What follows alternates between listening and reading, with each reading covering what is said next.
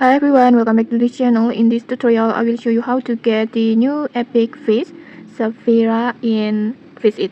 First, just go to Crystal tab.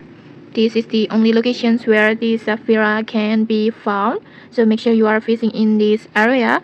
And then next, just prepare your gear. Cause Sapphyra is an epic level fish.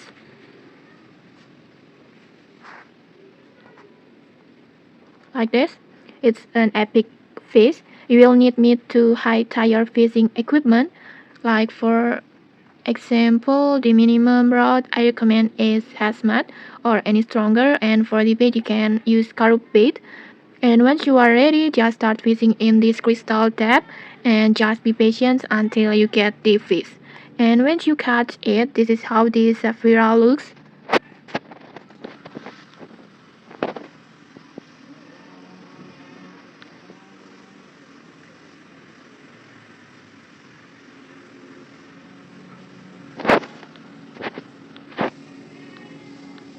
Like this.